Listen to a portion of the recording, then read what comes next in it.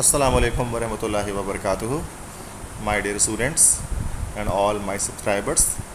I am wishing you a very happy Eid मुबारक।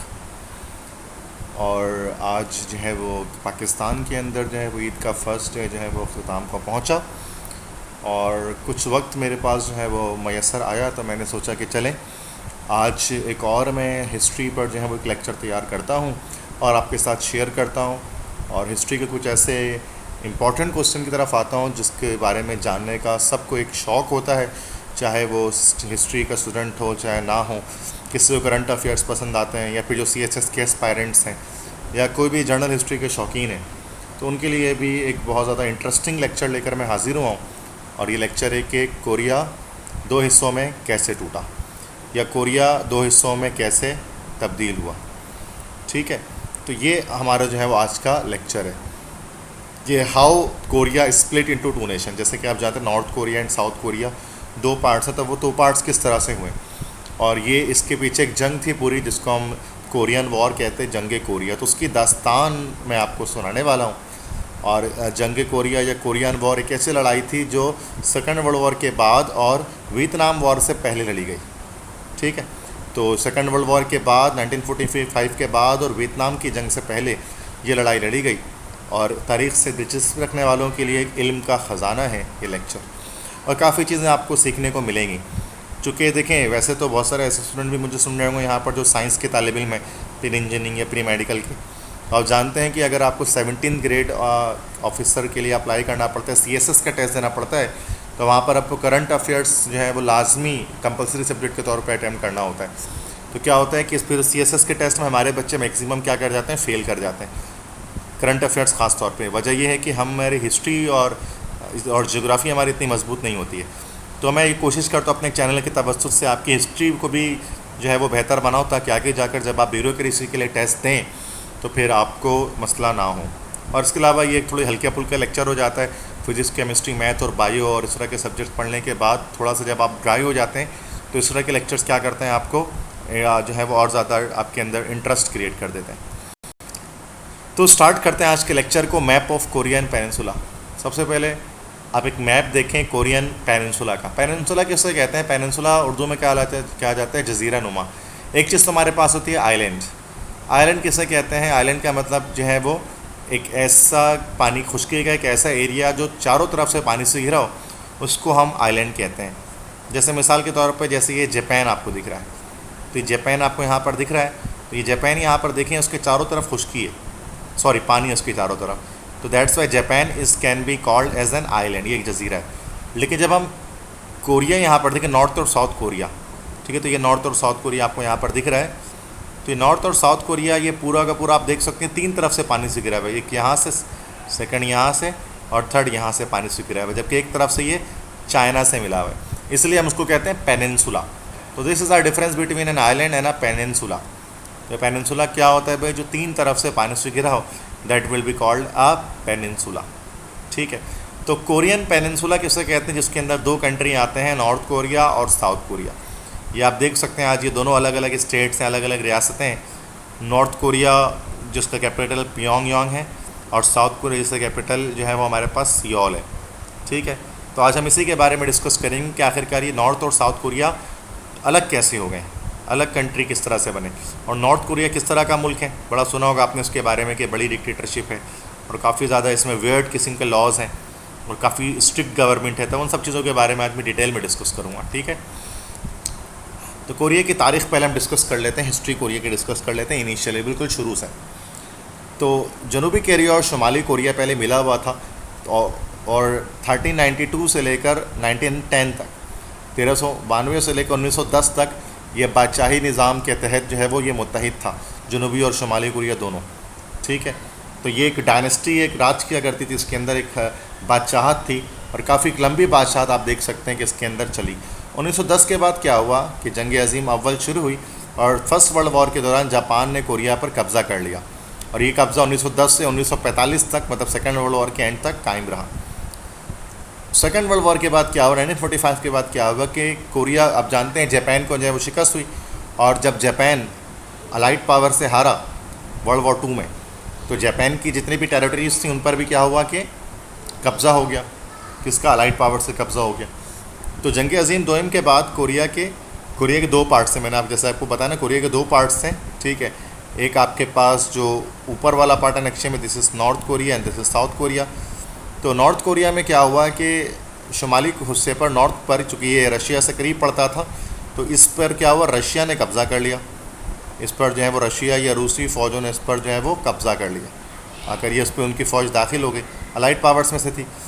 जबकि south वाले की बात करें तो जब ये रशिया जब आ गया, रशिया में आप जानते हैं रशिया के अंदर कम्युनिज़म थी, तो उस नॉर्थ वाले पोर्शन में कम्युनिज़म फैलना शुरू हो गए। जबकि साउथ कोरिया में जो है वो क्या हुआ कि अमेरिका ने, यूएस ने जो है वो कब्ज़ा कर लिया और इसकी फ़ौज यहाँ पर आ गई, और जहाँ पर, और आप जानते हैं कि अमेरिका में कैपिटलिज़म मौजूद था, सरमायादाराना निज़ाम मौजूद था, जो कि इश्तराकियत कम्युनिज़म से डिफरेंट था। तो ये साउथ वाले पार्ट में कैपिटलिज़म अमेरिकन गवर्नमेंट की जो है वो फैलना शुरू हो गई, ठीक है। देन क्या होता है आगे कि अब ये दोनों फ़ौजें आती हैं, अब एक नॉर्थ से दाखिल होते हैं, एक साउथ से दाखिल होती हैं, तो ऐसा ना हो कि दोनों आपस में टकरा जाएँ फ़ौज आपस में। तो उनके लिए क्या होगा कि एक लाइन ड्रॉ कर दीजिए, जिसको हम 38 पैरेलल कहते हैं। 38 पैरेलल एक स्ट्रेट लाइन थी जो इस दोनों मुल्क के बीच में ड्रॉ कर दी गई, ठीक है, ताकि दोनों कौमों का आपस में टकराव ना हो, अमेरिका एंड रशिया का। 1948 में क्या हुआ कि दोनों अफवाज, मतलब रशियन एंड अमेरिकन फोर्सेस, दोनों कोरिया से चली गई, वहाँ के अपने लोगों के हाथ में गवर्नमेंट देकर। तो नॉर्थ कोरिया को रशिया ने जो है वो वहाँ की कम्युनिस्ट पार्टी को दे दिया, और साउथ कोरिया को जो है वो वहाँ की जो अमेरिका ने, वहाँ जो कैपिटलिज़म वाली हुकूमत थी, उनको जो है वो साउथ कोरिया का पार्ट देकर चले गए। तो आप ये देख सकते हैं 38 पैरेलल, यहाँ पर मैंने ये लाइन ड्रॉ की है, this line is called 38 parallel. Straight line देखिए बिल्कुल ही निकल रही है। ये स्ट्रेट लाइन क्या करती है, ये नॉर्थ कोरिया और साउथ कोरिया को सेपरेट करती है इस तरह से। नॉर्थ कोरिया जैसे कैपिटल मैंने अभी आपको बताया प्योंगयांग है, और साउथ कोरिया कैपिटल क्या बना, सियोल बना। यहाँ कम्युनिस्ट रियासत आ गई और यहाँ पर एक कैपिटलिस्ट रियासत स्टार्ट हो गई, जबकि अफवाज यहाँ से चली गई। नेक्स्ट होता है कोरियन वॉर। कोरियन वॉर कब शुरू होती है कि 25 जून 1950 को शुमाली कोरिया ने, नॉर्थ कोरिया ने साउथ कोरिया पर हमला कर दिया।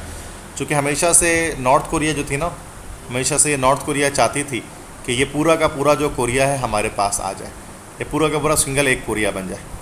नॉर्थ कोरिया वाले आज भी जो है वो अपने कंट्री के अंदर लोगों को ये कहते हैं कि साउथ कोरिया जो है वो नॉर्थ कोरिया का ही पार्ट है, और ये लोगों को ये बात अपनी किताबों में भी लिखते हैं और इस चीज़ का प्रोपेगेंडा करते हैं कि साउथ कोरिया अलग कंट्री नहीं है, बल्कि वो नॉर्थ के अंडर में।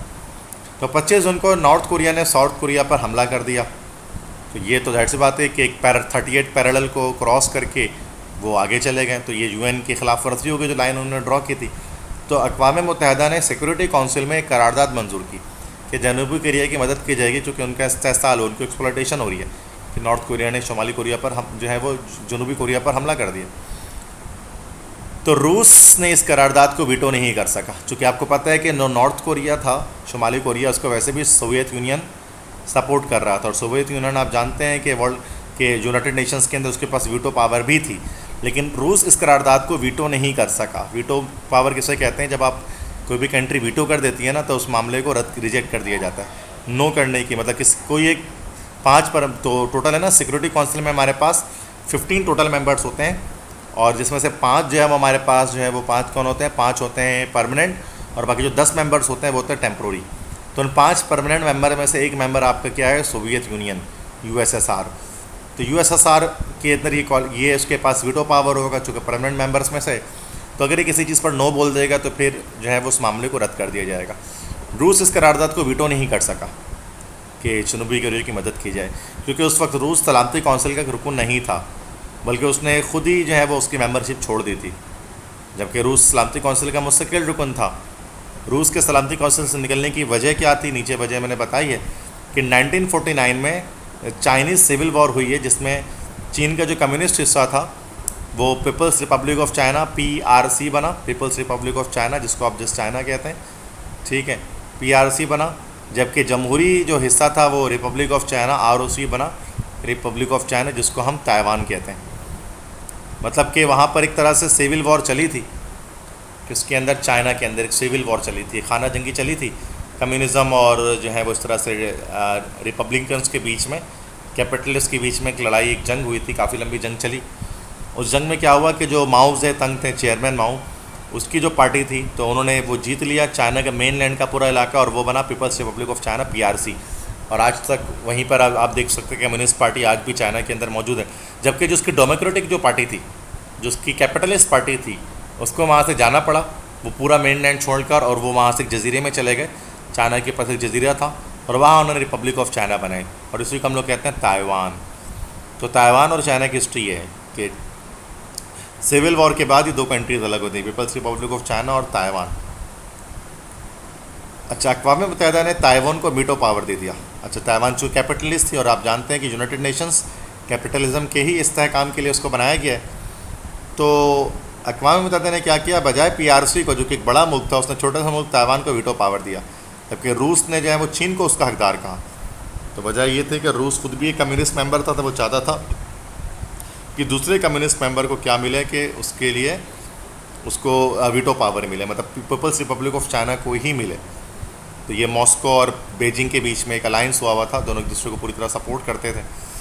इसी वजह से क्या हुआ कि वो सलामती कौंसिल से निकल गया। इसी वजह से वो सलामती कौंसिल से निकल गया, सिक्योरिटी कौंसिल से। उसने कहा कि एहतजाजन वो वॉकआउट कर गया रशिया। तो क्या हुआ कि फिर जो है वो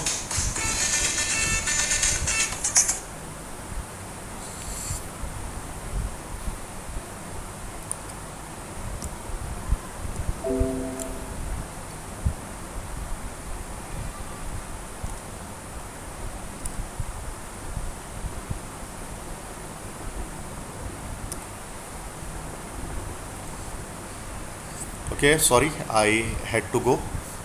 सो दोबारा वापस आते हैं। तो मैंने भी यह बताया कि चाइना के अक़वाम मुत्तहिदा ने ये एक फ़ैसला किया, अक़वाम मुत्तहिदा ने ये एक फ़ैसला किया कि जनूबी कोरिया की मदद की जाए, मतलब जनूबी कोरिया को, साउथ कोरिया को सपोर्ट किया जाए, क्योंकि नॉर्थ कोरिया ने उस पर चढ़ाई कर दी है। अब रशिया अगर होता सिक्योरिटी काउंसिल में तो उसका वीटो कर देता, लेकिन वो नहीं कर सके। रीज़न मैंने बता दिया कि रशिया क्यों वीटो नहीं कर पाया। तो अमेरिकन फ़ौज या यूनाइटेड नेशंस की फ़ौज जो है वो एक ही बात है, यूएन की फ़ौज के लिए, अमेरिकन फ़ौज के लिए, वो साउथ कोरिया में उतरी और शुमाली कोरिया को शिकस्त देते हुए वो चीन के सरहद तक चले गए। चूँकि आपको पता है, अगर आप मैप में अगर आप देखें तो मैप के अंदर अगर हम देखते हैं तो मैप में क्या दिखता है कि ये जिस तरह से, हाँ, तो ये देखें साउथ कोरिया है ना, तो यहाँ पे मतलब उतरी यूएस की फ़ौज इस पॉइंट पर, और वो उनको शिकस्त देते हुए पहले तो साउथ कोरिया तक, यहाँ तक है, चूँकि नॉर्थ कोरिया की फ़ौज ने तो पूरी साउथ कोरिया पर कब्ज़ा कर लिया था। अगर फिर अमेरिकन फ़ौज आती है तो रिटेलिएट होती है, वो नॉर्थ कोरिया की फ़ौज पीछे हटती है, और उसको पीछे हटते हटते यहाँ से वो आखिरकार चाइना तक पहुँच जाते हैं, क्योंकि चाइना बॉर्डर साथ में लग जाता है। अब जब चाइना बॉर्डर साथ में लगता है तो जाहिर सी बात है, चाइना को ऐसा लगता है, चीन को ऐसा डर होता है असल में कि कहीं ऐसा ना हो कि अमेरिका जो है वो चीन पर भी हमला कर दे। तो अमेरिकी फ़ौज पर वो वापस हमला करते हैं, चाइनीज़ फ़ौज फिर अमेरिकी फ़ौज पर हमला करते हैं, और उन्हें वापस जनूबी कोरिया तक धकेल देते हैं। मतलब नॉर्थ कोरिया से निकालते हुए, मतलब दोबारा से उनको क्या करते हैं, साउथ कोरिया की तरफ ले आते हैं। मतलब चाइनीज़ फ़ौज जब आती है तो उनको इस तरह धकेलती है वहाँ से, पहले वो उनको यहाँ से, फिर साउथ कोरिया वापस धकेल देते हैं, मतलब जहाँ पहले थे उसी पॉइंट पर पहले वो आ जाते हैं। ठीक है, तो ये होता है यहाँ पर। उसके बाद 27 जुलाई 1953 में अक़वाम मुत्तहिदा की तरफ से जो है वो लड़ाई रोक दी जाती है, चूँकि एक तरह की स्टेलमेट की सिचुएशन आ जाती है। स्टेलमेट से मुराद ये कि चाइना की जो फ़ौज होती है वो नॉर्थ कोरिया की तरफ रहती है, और जो अमेरिकन फ़ौज होती है वो साउथ कोरिया पे रहती है। ना अमेरिकन फ़ौज नॉर्थ कोरिया की तरफ जा रही होती है, ना नॉर्थ कोरिया से अमेरिकन फ़ौज साउथ कोरिया की तरफ आ रही होती है। तो एक तरह से एक स्टेलमेट हो जाता है, जैसे चाइनीज चेस में होता है ना स्टेलमेट, कि तमाम जो है वो फ़ौज एक तरफ ही खड़े होते हैं और उनके मूवमेंट हो नहीं पा रही होती है। इस वजह से अक़वाम मुत्तहिदा की तरफ से लड़ाई रोक दी जाती है, क्योंकि उस लड़ाई का कोई फ़ायदा नहीं हो रहा होता है। तो और उसके बाद यूनाइटेड नेशन क्या करते हैं, 4 किलोमीटर चौड़ी एक डीमिलिटराइज्ड जोन जो है वो बनाती है, जो दुनिया की सबसे ज़्यादा डेंजरस स्पॉट है, दुनिया की सबसे ज़्यादा ख़तरनाक सरहद है, जिसके अंदर कोई भी फ़ौज का होना मना था, उस 4 किलोमीटर चौड़ी उस जोन में। इसी को डीमिलिटराइज्ड जोन या DMZ उसको शॉर्ट फॉर्म में कहा जाता है, जो साउथ और नॉर्थ कोरिया के बीच में बनाई जाती है।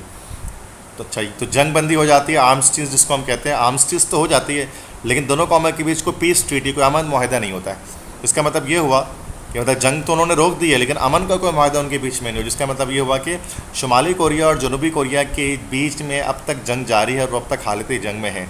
तो there is still a war going on between North Korea and South Korea. अगरचे वो मिलिट्रिस्टिक वे पर हम नहीं कह सकते कि वहाँ पर कोई लड़ाई हो रही है, लेकिन वो एक तरह से इमोशनली देखा जाए तो वो जंग में ही है, और बड़ी एक सीरियस जोन है, और दुनिया के सबसे ख़तरनाक बॉर्डर्स में शुमार होता है इस नॉर्थ कोरिया और साउथ कोरिया के बॉर्डर के, जिसको हम डीमिलिटराइज जोन कहते हैं।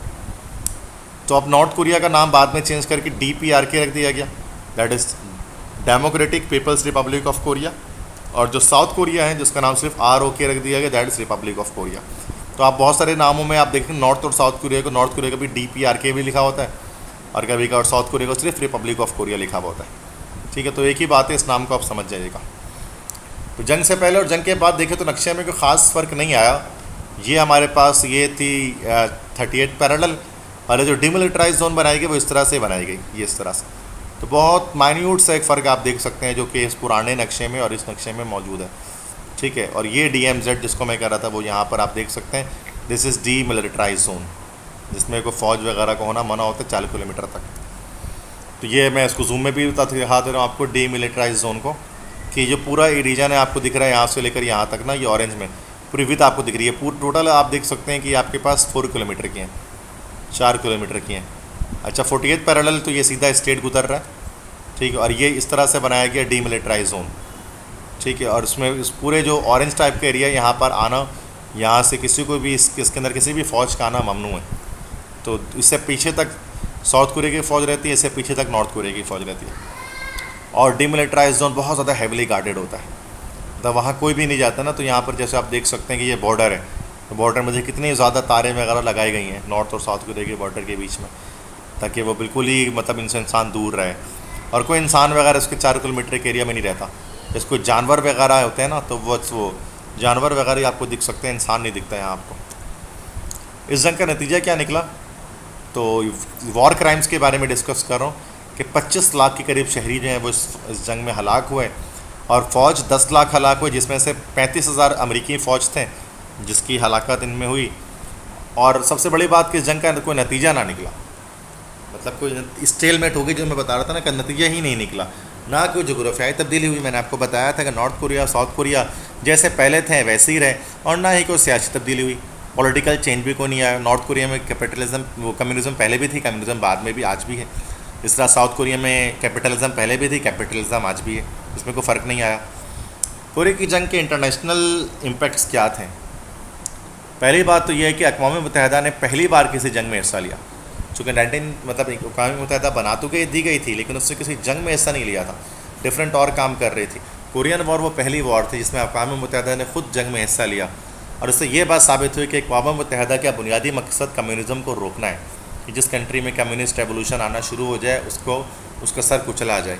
ये UN का एक बेसिक काम था, और इसीलिए उसने नेटो फोर्सेस को बनाया था। पहली बार अमेरिका और रूस जंग में एक दूसरे के आमने सामने हुए, क्योंकि कोल्ड वॉर तो चल रही थी आपस में, लेकिन जो पहली बार मिलिट्रिस्टिक वे पर जब फाइट हुई थी, तो फाइटिंग पहली बार कोरियन वॉर के अंदर अमेरिका और रूस के बीच में हुई, और यहीं से प्रॉक्सी वॉर का कॉन्सेप्ट आया।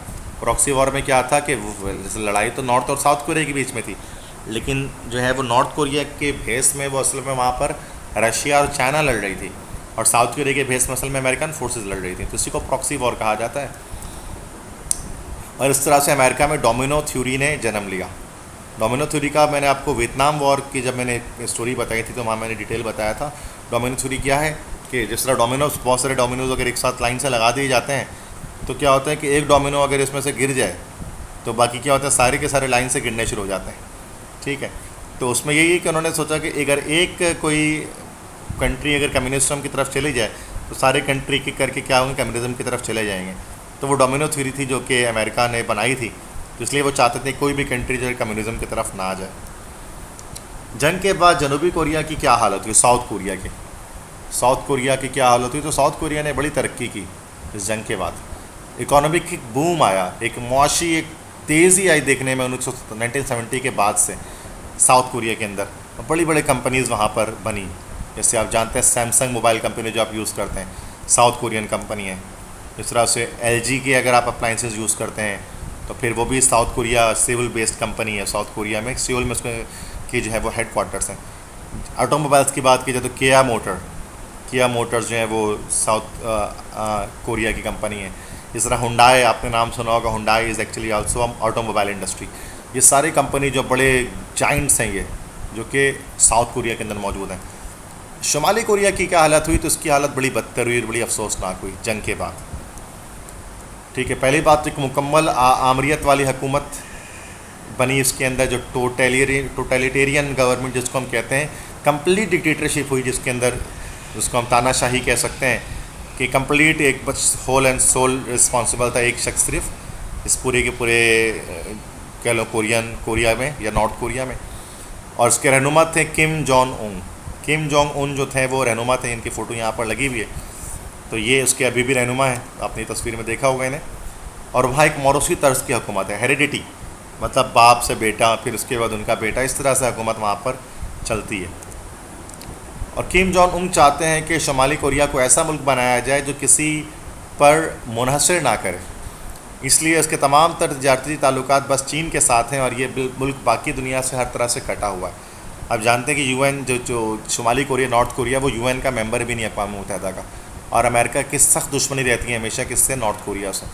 तो क्योंकि इसके जो लीडर ख़ुद चाहते हैं कि शुमाली कोरिया एक ऐसा मुल्क बने कि सारे दुनिया से वो कटा रहे, और इसलिए उसके तजारती ताल्लुकात जितने भी होते हैं नॉर्थ साउथ कोरिया के, वो सिर्फ चाइना से अपने ताल्लुकात रखते हैं, क्योंकि इसलिए वजह से भी कि चाइना खुद एक कम्युनिस्ट कंट्री है। तो इसी कॉन्सेप्ट को जो है वो जूचे या जूशे कॉन्सेप्ट कह सकते हैं, कोरियन लैंग्वेज में जूशे या जूचे क्या कहलाता है कि भाई मुनसर, कि किसी पर मुनसर ना रहना और जस्ट अपनी कैपेबिलिटीज़ पर भरोसा रखना। शुमाली कोरिया में ह्यूमन राइट्स वायलेशन बड़ी होती है, मोबाइल फ़ोन इस्तेमाल करना लोगों के लिए मना है, लोग बाहरी दुनिया से कांटेक्ट नहीं कर सकते, इंटरनेट नहीं मिलती वहाँ के लोगों को, और इंटरनेट अगर यहाँ पर अवेलेबल हो भी जाती है तो वहाँ कंप्यूटर बहुत ज़्यादा महंगे दामों में मिलते हैं, और अगर आपने कंप्यूटर ख़रीद भी लिया तो वहाँ सिर्फ और सिर्फ 28 वेबसाइट है जिनका आप व्यू कर सकते हैं पूरे नॉर्थ कोरिया में, उसके अलावा नहीं। वहाँ एक ही रेडियो और टीवी चैनल है बस, और जिससे हमेशा हुकूमत के ही प्रोग्राम्स आ रहे होते हैं, गवर्नमेंट बेस्ड प्रोग्राम्स आ रहे होते हैं। वहाँ के लोगों के पास पासपोर्ट नहीं होता नॉर्थ कोरिया के लोगों के पास, इसलिए नॉर्थ कोरियन कभी मुल्क छोड़कर किसी और कंट्री में सेटल नहीं हो सकता, और ना ही बाहर वालों को यहाँ आने की इजाज़त है। और अगर कोई शख्स अगर साउथ कोरिया आना भी चाहता है, नॉर्थ कोरिया सॉरी आना भी चाहता है, साउथ कोरिया में तो देखें बहुत ही अच्छा निज़ाम है। पाकिस्तान से बहुत सारे स्टूडेंट्स हैं वो स्कॉलरशिप के लिए, पीएचडी वगैरह मास्टर्स के पढ़ने के लिए कहाँ करते जाते हैं, वो साउथ कोरिया जाते हैं। सियोल वगैरह में अच्छी यूनिवर्सिटीज़ हैं, तालीमी भी बड़े एतबार से अच्छी यूनिवर्सिटीज़ हैं। लेकिन नॉर्थ कोरिया में क्या होता है कि बाहर वाले भी नहीं जा सकते, और अगर बाहर वाले किसी तरह से इजाज़त लेकर आ भी जाते हैं अगर बाहर वाले, तो इन दैट केस क्या होता है कि फिर वो बाहर वालों को यहाँ पे बिल्कुल वॉच किया जाता है, यहाँ पर टोटली वॉच किया जाता है, देखा जाता है, ठीक है, कि वो किस तरह की एक्टिविटीज़ में वो मुंसलिक हैं। बालों को कटवाने का स्टाइल भी हुकूमत ही बताती है, मतलब गवर्नमेंट के पास होता है, गवर्नमेंट कुछ स्टाइल्स देती है कि बालों की हेयर कट बस उसी तरह के होने चाहिए, अपनी तरफ से आप हेयर कट भी नहीं करा सकते। मतलब इतनी ज़्यादा इन्फ्लुएंस होती है एक कंट्री के लोगों पर इस गवर्नमेंट की। वहाँ किसी भी मज़हब की पैरवी करना मना है, आप वहाँ ना मुसलमान बन सकते हैं, ना क्रिश्चन, ना हिंदू, कोई मज़हब नहीं, ना ही वहाँ कोई इबादत गाह है, ना वहाँ मसाजिद हैं, ना वहाँ मंदिरें हैं, ना वहाँ चर्च हैं, यहाँ कोई इबादत गाह नहीं है। और वहाँ इंतखाबात धांधली से होते हैं, जिसमें हमेशा एक ही जमात भारी अक्सरियत से जीत जाती है, जो कि इनकी जमात है, किम जोंग उन की जमात। 99% वोट लेकर हमेशा यही जीतते हैं, क्योंकि धांधली होती है, रिगिंग होती है इलेक्शंस के अंदर। शुमाली कोरिया के अवाम पर कोई टैक्स लागू नहीं होता, ये थोड़ी सी इंटरेस्टिंग बात है कि कोई टैक्स वगैरह उनसे नहीं लिए जाते हैं कंट्री के अंदर, किसी तरह का कोई टैक्स लागू नहीं होता उन पर। और यहाँ पर हर शहरी को 13 साल की फ़ौजी तरबियत लेना, मिलिट्री ट्रेनिंग लेना बहुत ज़रूरी है।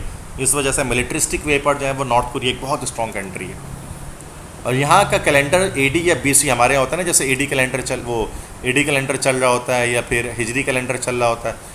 अब यहाँ पर का कैलेंडर इनके अपने लीडर किम टू संग, उनकी पैदाइश से शुरू होती है। जो फर्स्ट लीडर थे ना किम टू संग, उनकी पैदाइश से क्या होता है कि यहाँ से कैलेंडर इसमें स्टार्ट होता है। तो अभी क्या जाता है 120 साल तक हुए, कहा जाता है ना कि अभी नॉर्थ कोरिया के कैलेंडर में जो है वो जस्ट 120 ईयर्स हुए, चूँकि सिर्फ 120 साल पहले उनके पहले लीडर किम टू संग की जो पैदाइश हुई थी। बिजली की कमी के बायस यहाँ पूरे मुल्क में रात में लाइट नहीं होती है, लोड शेडिंग कम्प्लीटली हो जाती है, ठीक है। तो पूरे रात लाइट नहीं रहती यहाँ पूरे कंट्री में। और अगर यहाँ किसी जुर्म का इर्तिकाब करता है, क्राइम को कमिट कर लेता है कोई शहरी, तो 3 नस्लों को जेल भेजा जाता है।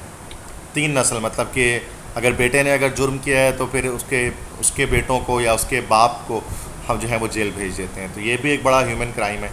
कि ये ऐसा नहीं होना चाहिए, जिसने जुर्म किया उसी को सज़ा मिलनी चाहिए, ना कि उसकी नस्लों को मिलनी चाहिए। उन्होंने अपने पहले लीडर की मौत के बाद उसको एक शीशे के ताबूत में बंद कर दिया। जो किम टू संग इसके पहले लीडर थे ना, आप देखेंगे पिक्चर में, आप देख रहे होंगे आप कि एक सोने की एक ताबूत में उन्होंने उसको बंद करके रख दिया है, और सारे लोग यहाँ पर इसको विज़िट करने के लिए आते हैं, इनके सामने झुकते हैं।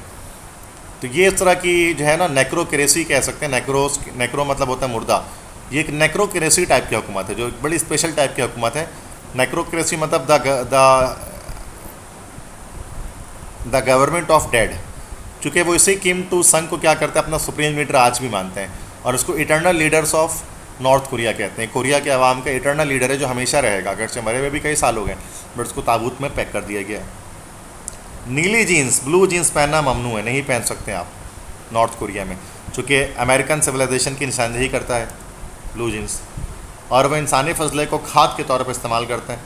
वहाँ खाद जो है वो ज़्यादा नहीं बनता, तो वो ह्यूमन वेस्ट को ही जो है वो खाद के तौर पे, फर्टिलाइज़र के तौर पे यूज़ कर रहे होते हैं।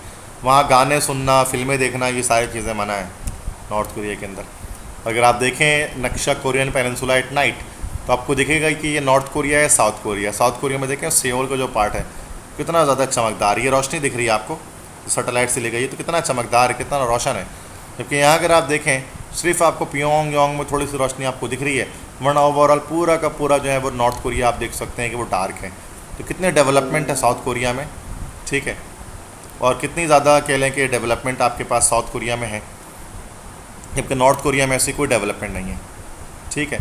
तो ये हमारे पास जो है वो मैंने आपके सामने जो है वो डिस्कस किया कि कोरिया की तारीख़ के बारे में, कि नॉर्थ कोरिया साउथ कोरिया किस तरह से ये दोनों पार्ट्स एक दूसरे से स्प्लिट होते हैं, ठीक है। तो इंशाल्लाह आपको ये मेरा लेक्चर पसंद आया होगा, और काफ़ी चीज़ें इन्फॉर्मेटिव आपको इसमें जानने को मिली होंगी।